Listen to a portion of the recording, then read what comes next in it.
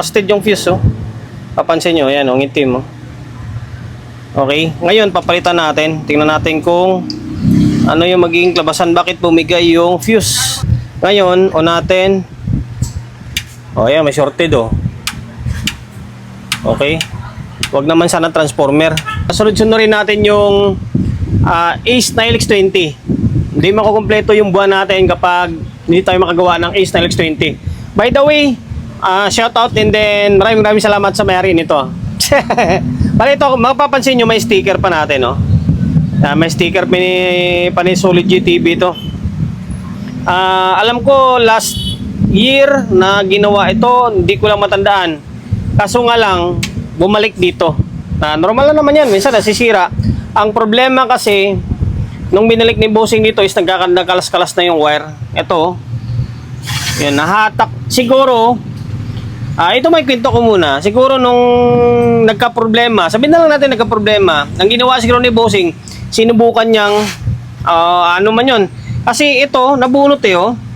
Ito kasi guys, masasabi ko lang sa inyo, kapag gusto nyo to tanggalin itong wire na to, may lock ito. Kailangan mo tong ipitin yung lock niya dito para umangat, para matanggal mo siya dito. Kasi kapag hindi mo yun iangat yung lock, kahit anong hatak mo, hindi mo matatanggal yan. Kasi nga may lock siya. Hanggang sa maisama na lang. Nabunot to. Ano nakalagay? Dito to yo. Oh, mapapansin nyo nabunot. Yan, hindi ko alam. Kasi dinala rito sa akin, nagkaganda bunot-bunot na eh.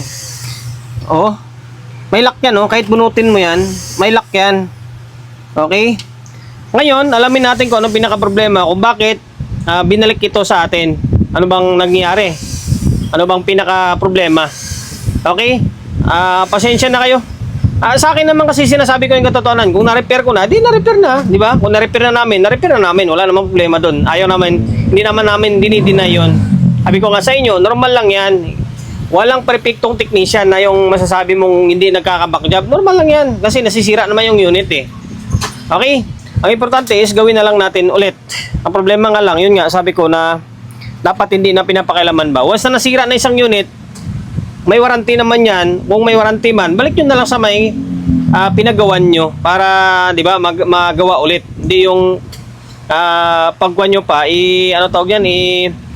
susubukan nyo pang gawin, hindi lalong lalala. Baka mamaya, hindi patanggapin ng technician na pinagawa nyo dahil nga pinakailaman nyo. Okay? Yun lang naman. Ngayon, pwede naman natin i-testing to eh. Ang gagawin ko dito, isinang ko muna siya dito. Yan, inang ko siya dito para malaman natin kung ano pinaka-problema niya. Okay? Ace na LX20 ito. Naka-fix bias na yan, tapos may mga fuse na yan, no? Okay? Ay, ininang ko siya pansamantala. Pag ganito muna. Tingnan natin, tama ba? Okay, tama. Dito sa may kolektor. Yan, kolektor yan, ha? Okay, pansamantala lang muna. Ngayon, naka-plug na yun doon. Switch on. Okay, wala siyang power. Yun lang. Pagtataka. May fuse ito Ano natin? Buo yung fuse nyo. May fuse to eh. Lagyan namin ng fuse to eh. Teka lang Bakit wala siyang power?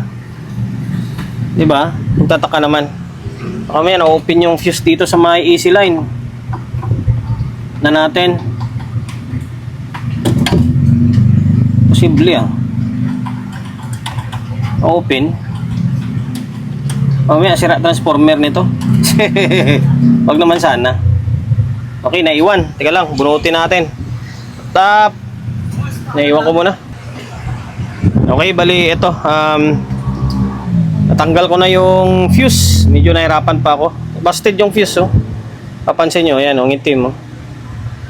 Okay, ngayon papalitan natin. Tingnan natin kung ano yung magiging labasan, bakit bumigay yung fuse. Okay, bali ito na.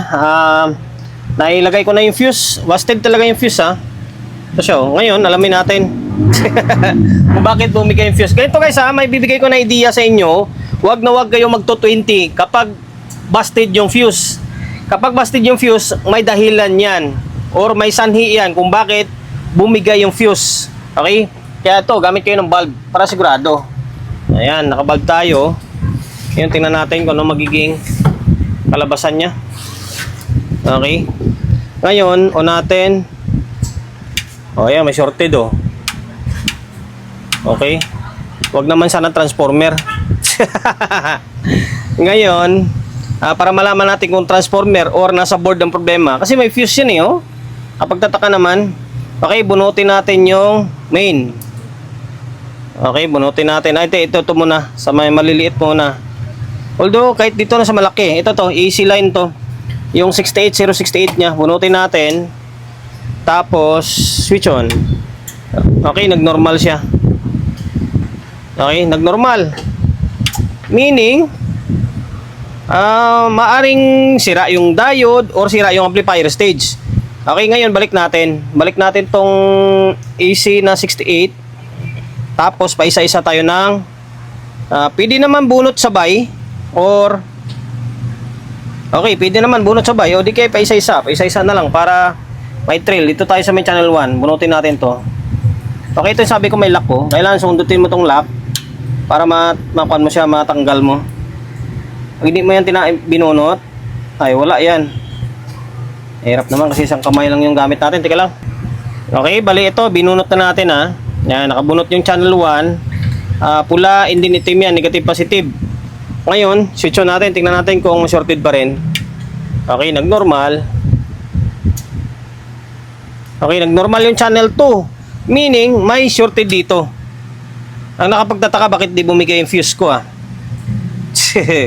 Okay, may sira dito na output. Okay, yun na, alam nyo na kung paano mag step by step ng troubleshooting, di ba? Mamaya double check ko yan kung bakit hindi bumigay yung fuse. Baka mataas yung value na nailagay. Ano man, tingnan ko.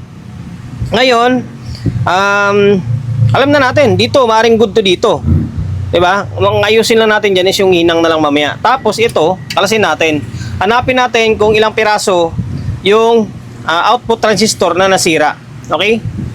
Nakalas na natin yung board ng channel 1 sa may heatsink. Ito, trabahong tamad na naman tayo. Lagi ko naman sinasabi, tamad ako eh. Ngayon, ginawa natin ganito. Yan, pinutol na lang natin yung emitter side ng paa niya.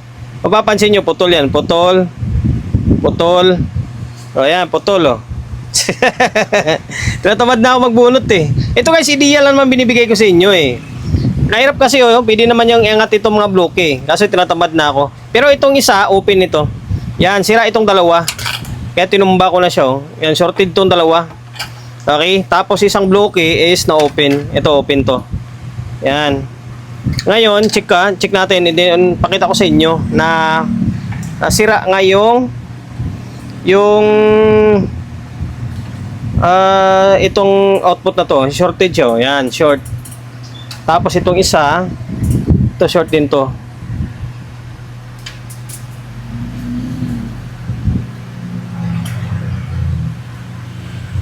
Hala, buo to ah. Kailang. Ay, sira talaga siya. I-reverse natin. Sira. Ito dalawa. Yan, ito dapat hindi papalo yan eh. Siyempre. Okay. Wala. Okay, wala din. Tapos dito. Okay, wala din. Okay, wala din. Kapag i-forward mo yan, papalo yan, siyempre. Kapag hindi pumalo yan, ibig sabihin, open na siya. Pansinin nyo.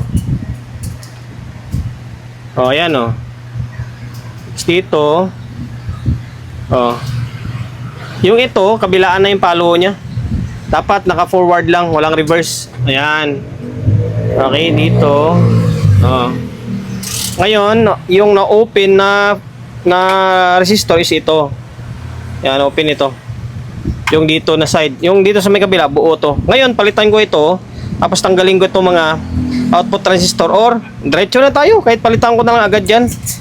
Para hindi na umaba ang oras natin. Yun lang, tingin ko yung problema is output transistor lang. Okay? Baka na-overload yung bossing. Naibalik ko na yung board sa may heatsink. Tapos kompleto na yung, naikompleto ko na yung output. Okay, ito siya. Oh. Ito yung dinagdag natin. Ayan. C5200 and then A1943. Magkapares talaga sila. Okay, tapos ito kasi binaon natin to. Umegi yung mga sakit ulit. Dito, wala tayong magawa dyan. Hinangin na lang natin rekta yan dyan para di siya magalaw-galaw. Okay? Kasi magbaklas pa tayo. Ayan. Ngayon, balik natin to. Tapos tingnan natin kung may problema pa na iba or wala na. Sana wala na, di ba? Okay, ngayon balik ko ito. Okay, teka lang, balik na muna. Naibalik na natin yung board, tapos naglagay tayo ng speaker. Ang problema ay parang hindi umilaw yung signal dito. Tinisting ko, may audio naman na siya, normal na. Kaso lang, parang hindi umilaw. Ngayon, on natin. Kita ko sa inyo ha. Yan, naka-normal mode naman yan. May laptop natin gumagana, tapos may speaker na nakakabit, may input. Naka-stereo tayo. Ngayon, pansinin nyo. Meron, di ba? Yung channel to, meron din. Kaso hindi umilaw, oh. Hindi umilaw yung signal niya. Oh. Sira pa yung ilaw, napundi yan pag ganyan. Tanggalin muna natin, tanggalin ko muna, palitan natin. Pambira, oh. Pero dito sa may amplifier stage niya, okay na. Sira lang yung dalawang output. Okay, palit muna tayong ilaw. Hindi pwedeng, hindi umiilaw yan. Pinutol ko lang yung video. Wala palang problema yung ilaw. Kailangan lang palang hinangin. Hininang ko lang siya eh. Ayan, tinanggal ko, and then binalik ko na lang. Nung chinik ko kasi sa tester, umiilaw naman siya. Binalik ko. Nung binalik ko, okay na. Umiilaw na siya ulit. Bira na yan. China-challenge lang ako. Okay, ito, channel 2 agad.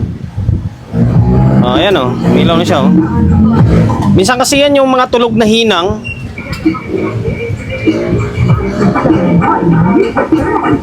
Yun o.